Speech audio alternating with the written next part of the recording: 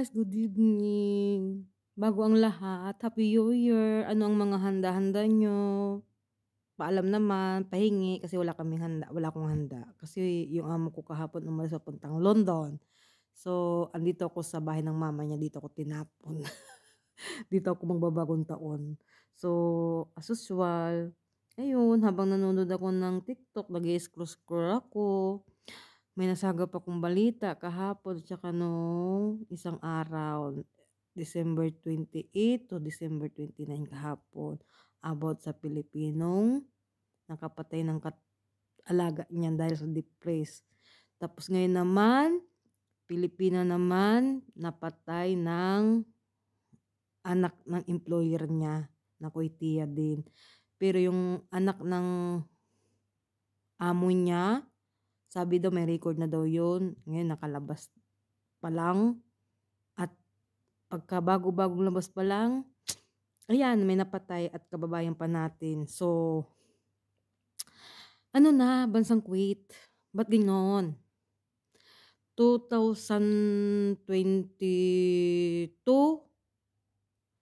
may namatay, may nakuhang patay na Pilipina na nakalagay sa ref.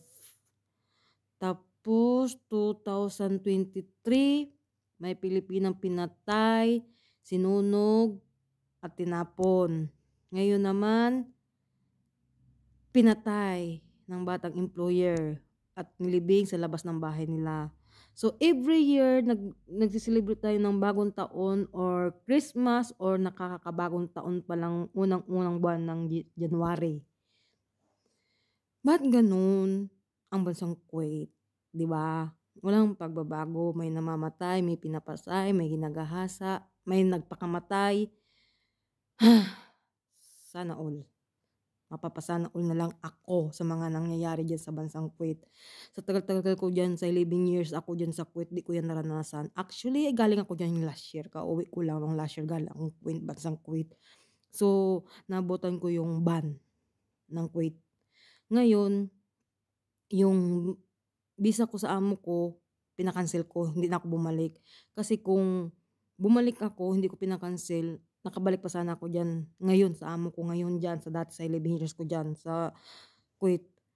Hindi naman ako mag-apply uli ng Kuwait na mangibag amo ako, bawal yun. Kailangan balik ka ng Kuwait sa amo mo pa rin.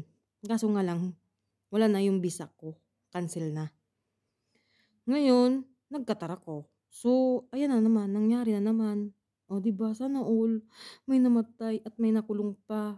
Nandal sa depress, napatay yung bata, naalaga niya. Ako sa totoo lang, dito sa Qatar, first time ko mag-alaga ng bata. Pero nung sa bansang Kuwait ako, bahay. Hindi ko naranasan mag-alaga, bahay talaga. Tapos dito sa Qatar, first time ko mag-alaga ng bata. Napunta ko dito sa amo ko, yung paalaga ko, 7 months. Ngayon, 1 year in 6 months, 6 months na siya. So, ako naman, mag-1 year sa March. Nadidepress ako sa bata, tapos sa anak kong sa Pinas, yung panganay ko nadidepress ako. Pero, normal lang sa akin na, normal lang, ginawa ko lang, binabaliwala ko lang yung problema ko. Hindi ko inaano yung depress ko, kinalmahan ko lang. Kasi yung depress ko, tutuusin lang, ikaw rin makakaano niyan na para mawala yung depress mo.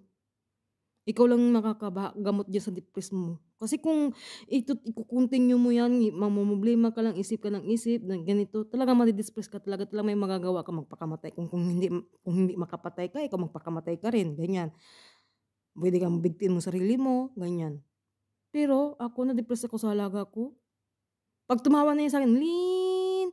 Tapos magpag-beautiful eyes, tapos maganyan-ganyan, bunga, bibig-big, yung mag-kiss-kiss ba? Gusto kanyang halikan. Mawala yung depress ko sa kanya. Depress, stress. Iba kasi yung stress at saka depress Diba? Iba yung depress at saka yung stress. Iba yan, magkaiba yan. Hindi yan magkaparehas. Awa ng Diyos, nakaya ko. Tinatawan ko, TikTok ko. Magpaka-depress tayo ngayon. Ayaan na. Tayo na lang gagamot sa sarili tayo. Libagin natin sarili natin. Huwag mag-depress. Ay, Diyos ko. Ano na tayo, bansang Kuwait? Ba't ganyan? Ba't laging ganon? O, diba? Sana all. May pinapatay lagi, may namamatay lagi, may lagi magpagkamatay. O na, sana. Walang pagbabago ba ang bansang Kuwait? Ay, kailan kaya ako makaano na walang pinapatay ang amo o anak diyan sa bansang Kuwait, 'di ba? Sana kabayan matanggap ng pamilya mo at condolence na rin sa pamilya mo na sana lakasan pa ang loob nila. Sana matanggap nila. May awa ang Diyos. Kaso nga lang, hindi ko alam kung may anak ka ba, hindi ko alam kung may asawa ka ba.